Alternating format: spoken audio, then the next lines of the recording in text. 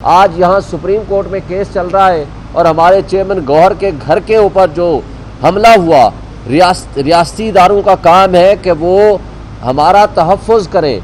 वो तहफ़्फ़ुज़ करने की बजाय वो घरों में घुस जाते हैं विदाउट वारंट ऑफ अरेस्ट, और इस बात को उन्होंने तस्लीम किया है।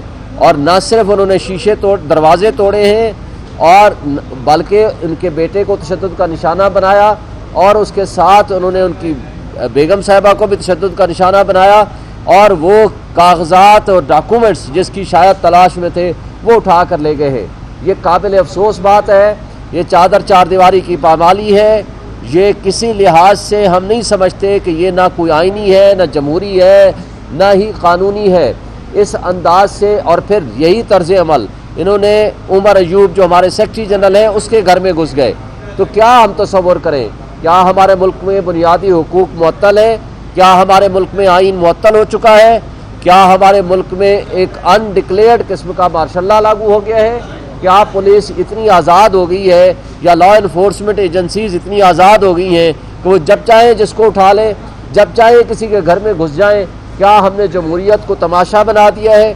क्या हमारे मुल्क में आइन और क़ानून किताबें फ्री एंड फेयर इलेक्शन की जो जिम्मेदारी है कॉन्स्टिट्यूशनल बॉडी है इलेक्शन कमीशन, वो क्या जिस अंदाज से जानिबदारी का मुजाहरा कर रहा है, ये इलेक्शन नहीं है और इसको कोई नहीं मानेगा। इसका नुकसान हमारे मुल्क को होगा, हमारे मुल्क की इकाइयों को होगा, हमारी जमहूरियत को होगा, हमारे आइन को होगा, हमारे निज़ाम इंसाफ को होगा।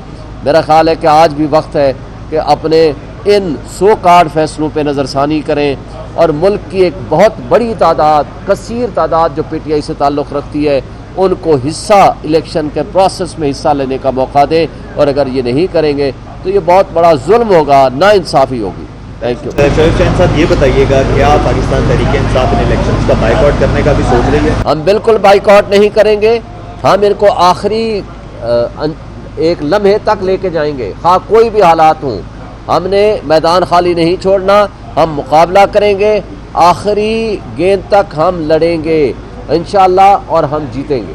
Thank you. आपने कहा कि बैरिस्टर गौर के घर में जो छापा मारा गया, जो कागजात लेके जा रहे थे वो ले गए, कौन से ऐसे पेपर है जिसके लिए पुलिस को रेड करना पड़ा? अब हमें तो ज़ाहिर गौर साहब के साथ तफसीलात अभी नहीं डिस्कस हुई। मैं उनके घर गया था, अभी वो वापस आ गए यहाँ, लेकिन उनके घर से कागजात उठा के ले गए हैं और उसके अलावा लैपटॉप और उनकी वो जो कंप्यूटर है उसको साइड पे फेंका हुआ था। उनके बेटे को तशद्दुद का निशाना बनाया, उनकी मिसेज़ को तशद्दुद का निशाना बनाया। लेकिन ये सारी जो कुछ हुआ है पुलिस ने इसको एडमिट किया है कि वो आए हैं यहाँ, लेकिन बहाना जो कर रहे हैं उसकी कोई हैसियत नहीं है। इलेक्शन कमीशन ने जो नए नोटिफिकेशन जारी किए हैं कि एक पार्टी का रुकन होते हुए दूसरी पार्टी की टिकट पर अप्लाई नहीं कर सकते, वो जो थोड़ा सा टेक्निकल मसला देखें, वो टेक्निकल मसला, वो गलत बयानी से काम ले रहे हैं। एक मेंबरशिप हो तो दूसरी मेंबरशिप नहीं ले सकते, ये मेंबरशिप का सवाल ही नहीं है।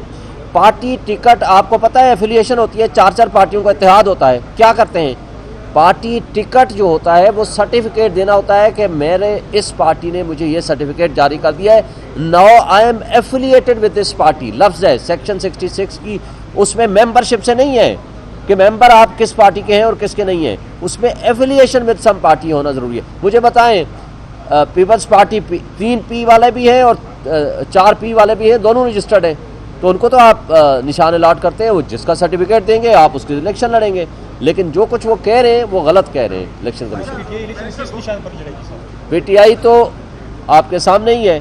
PTI के बस में होता तो हम बल्ले के निशान पर लड़ते, लेकिन अभी बल्ले के निशान को अभी तक क्वेश्चन मार्क डाला हुआ है। अब बल्लेबाज के लिए हमने अप्लाई कर दिया है, अब वो हमें अलॉट कर दिया जाए। लेकिन अब ये देखते हैं ना कि सुप्रीम कोर्ट क्या फैसला करती है और इलेक्शन कमीशन क्या करती है।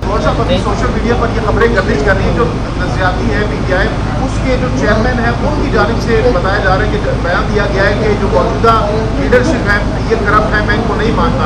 तो इस बात की एंडोर्समेंट आप करेंगे, वाकई ऐसा हुआ है? ये झूठ बोलते हैं, ये झूठा मीडिया प्रोपेगेंडा किया जा रहा है, इसकी कोई हकीकत और हैसियत नहीं है। अच्छा, ये बताइएगा जो टिकट जो टिकट जारी किए गए वो क्या चेयरमैन ने ही जारी किए थे या किसी और अथॉरिटी ने नजरियाती के जारी किए हैं? वो किसने जारी किए? तो चेयरमैन ने किए, चेयरमैन ने किए। जो नजरियाती के चेयरमैन, अब वो इनहराफ क्यों कर रहे हैं? किधर है मीडिया पे आगे इनहराफ कब किया? वो गलत बयानी है, वो झूठा प्रोपेगेंडा किया जा रहा है, झूठा प्रोपेगेंडा किया जा रहा है, ऐसी कोई हकीकत नहीं। उनका आपके साथ तो जियो न्यूज़ की सारी खबरें सच्ची होती हैं, आप मानते हैं? कोई Thank you. वीडियो